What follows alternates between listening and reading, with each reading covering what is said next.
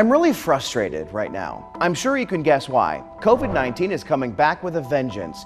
Just 1 month ago, most of us thought we were in the clear. Sure, we didn't reach herd immunity, but it seemed like enough people got a vaccine that the virus would just quietly go away, fade into the background. Well, little did we know it was nowhere near done.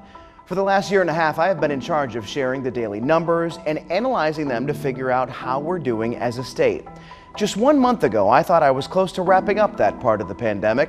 I thought the daily updates could be retired. Boy, was I wrong. I know you're sick of hearing about the pandemic, and frankly, I'm sick of talking about it. Let me be clear, this virus is spreading like a wildfire again because so many of our friends, neighbors, and relatives aren't getting vaccinated. The doctors have been warning of this type of resurgence for months. Now it's here, and it's too late to stop it in its tracks. Cases are up, the masks are going back on, and our loved ones will end up in the hospital or dead. Health experts say this is largely a pandemic of the unvaccinated. I've heard all sorts of reasons to not get the vaccine. I'm just hopeful some of you will change your mind before it's too late. That's just my 2 cents, and you're 4 to 5. WFMY News 2 at 5 starts right now.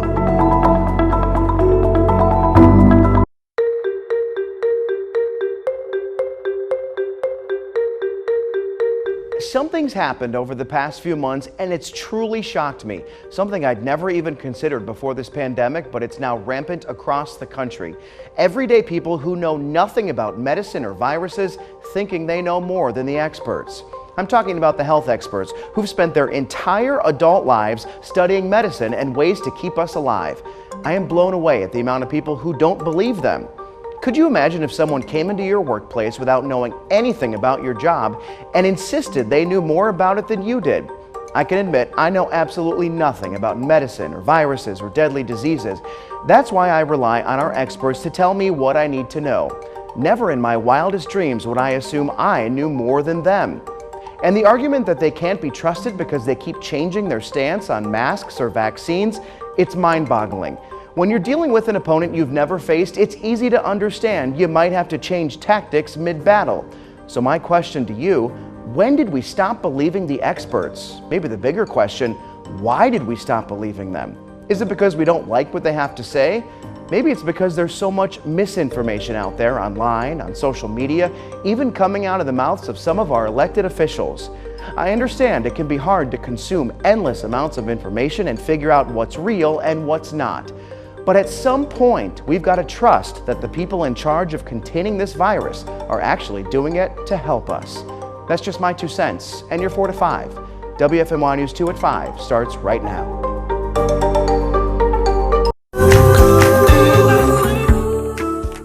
I want to take this time to talk to all the people who've been vaccinated for coronavirus. First, thank you for doing your part to help end this pandemic.